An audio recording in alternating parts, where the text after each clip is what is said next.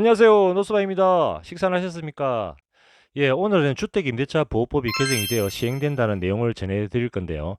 앞으로는 임대차 계약 시에 임차인이 전세 사기를 당하지 않도록 안전장치가 마련이 되고, 임차권 등기 시에도 임차인에게 보다 유리하게 법이 개정되어 시행이 된다고 합니다. 오늘 내용은 정말 중요한 내용이니까 채널 돌리지 마시고 잠깐만 확인하시고 가시기 바랍니다. 노스방 TV를 구독하지 않은 분들은 화면에 이 영상이 뜨는 것도 어떻게 보면 알고리즘이 연결해 준 또 인연이 아닐까 생각합니다. 그러면 본론으로 들어갔어요. 정부에서는 전세 사기 피해 방지를 위해서 급하게 주택임대차 보호법을 개정하고 시행한다고 합니다. 그 내용은 크게 두 가지인데요. 임대차 계약 체결 시에 임대인의 정보 제시 의무가 신설이 되고, 임차권 등기가 보다 신속하게 이루어질 수 있게 된다는 내용입니다. 진작에 이렇게 했으면 전세 사기 피해 보신 분들이 이렇게 많이 나오진 않았을 건데요. 주택임대차 보호법이 1981년에 시행됐다고 하는데, 이런 중요한 내용이 빠진 상태로 40년 넘게 깜깜이 계약을 하고 있었던 겁니다. 앞으로는 임대차 계약 체결할 때 집주인은 세입자에게 해당 주택의 선순위 보증금 등 임대차 정보와 국세징수법, 지방세징수법에 따른 납세 증명서를 제시해야 합니다. 그동안에는 내가 계약하는 집에 주인 얼굴도 못 보고 어떤 사람인지 또 뭐 하는 사람인지 집에 문제가 있는지도 모르고 공인중개사가 괜찮다고 하면 그 말만 믿고 그냥 계약을 했습니다. 그렇기 때문에 사회 경험이 적은 20, 30대 피해자들이 많이 발생한 건데요.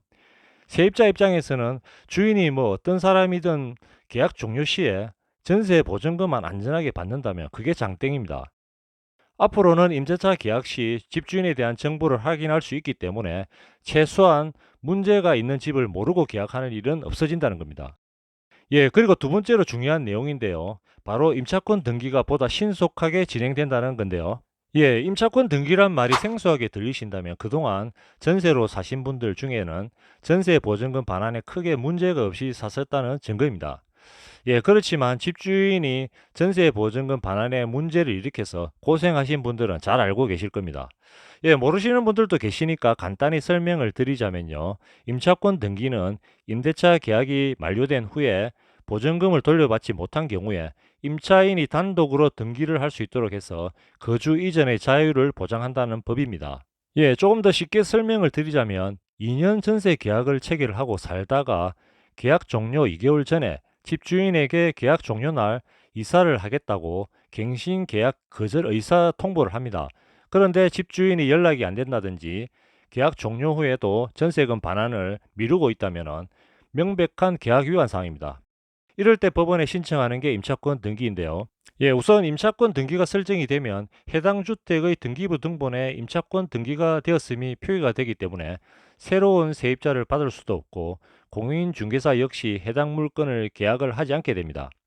임차인은 임차권 등기 설정 후에도 지급 명령 신청을 할 수 있게 되는데요. 그렇게 되면 임대인은 반환하지 않은 전세 보증금에 대한 연 5%의 지연이자까지 부담해야 하는 상황이 생기기 때문에 임대인은 압박할 수 있는 수단이 됩니다.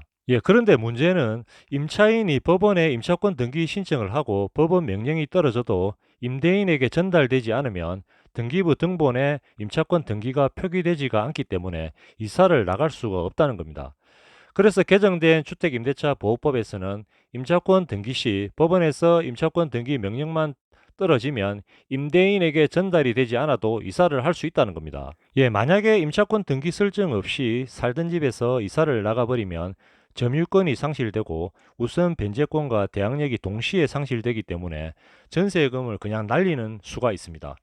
그러니까 전세금을 반환을 못 받고 있는데 임차권 등기 설정도 없이 이사를 나오시면 절대 안 됩니다. 이 점 한 번 더 숙지하시기 바라고요. 오늘은 개정된 임대차 보호법에 대해서 소개해 드렸는데요. 더 이상 전세 사기로 피해를 보는 분이 없도록 오늘 내용 참고하셔서 계약하시면 좋겠습니다. 오늘 영상은 여기까지고요. 오늘 영상이 도움이 되셨다면 좋아요와 구독 한번 꾹 눌러주시면 대단히 감사하겠습니다.